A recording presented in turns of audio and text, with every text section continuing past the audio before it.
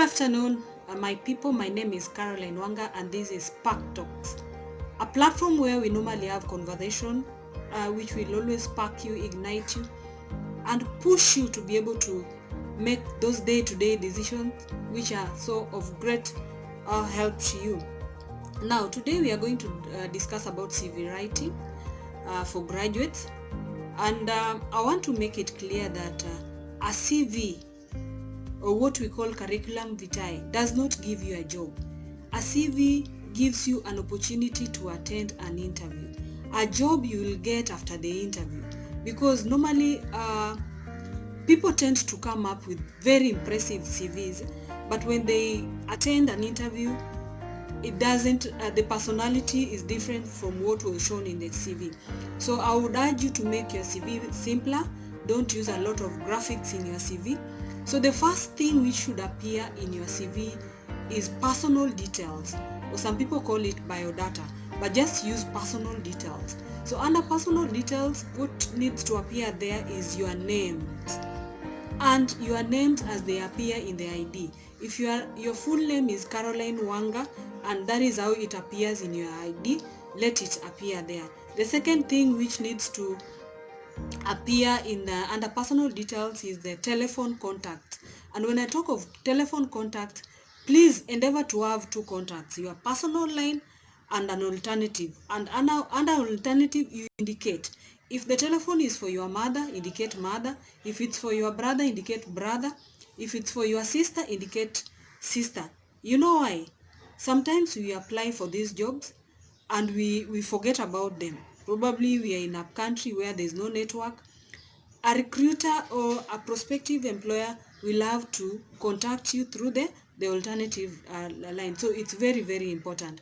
Another thing you need to include under personal details is your email address. And when I talk of email address, please make it look professional. Use your name to come up with an email address. Avoid abbreviating. For example, cwanga@gmail. It doesn't look professional. If it's carolinewanga@gmail, it's okay. If it's carowanga@gmail, it's okay. carowanga@yahoo, that is allowed and it looks professional. There are those issues or areas which people put under personal details, but they are not supposed to appear there. Something like postal address. Nowadays, most recruiters, if they want to get in touch with you, they'll use your email or telephone contact. So I don't think it's really necessary to put your box number there. Another thing you need to avoid is showing your tribe in the personal details. Probably you indicate I'm a Luo, I'm a Luya, I'm a Kikuyu. Please avoid that, because again, during recruitment, there are those unavoidable biases which might come, and you might lose that opportunity because you've just mentioned the tribe. So that is an area to look into. Another thing to avoid is putting your ID number there. It's not necessary. ID will be one of those documents which will be needed once you've gotten the job. Another thing you need to avoid is under language, you indicate that you speak English and Luo.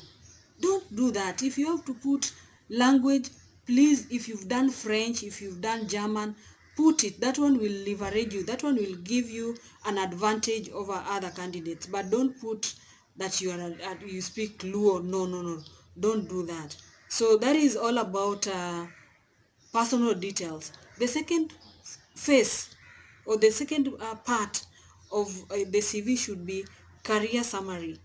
Career summary, or what we call career objectives. And what you need to indicate here is just to be able to give a brief introduction of what you did.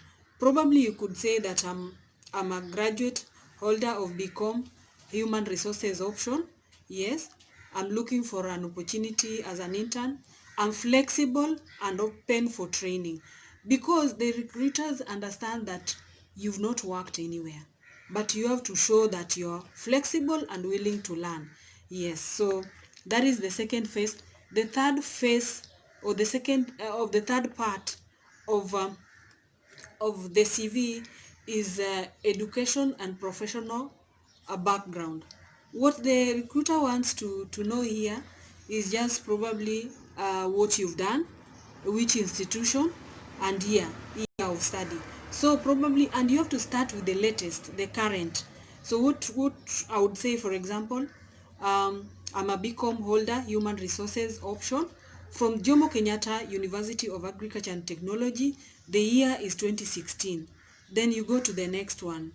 In I also did business management at the Kenya Institute of Management in the year 2008. Then from there you put your KCSE, that is Kenya Certificate of Secondary Education, the year and the grade. If you got an A plus or B minus or B, you indicate it there. Avoid including KCPE, it's not necessary. So what we are saying here, CV is a document which will give you an opportunity to attend an interview. It's not guaranteed that if you have an impressive CV, you'll get the job. No, it's a tool of trade. It just gives you an opportunity to attend an interview. Please subscribe to our page, followers, for more videos to come, because CV, we are going to discuss CV writing for graduates in the second phase. Thank you so much and have a blessed afternoon.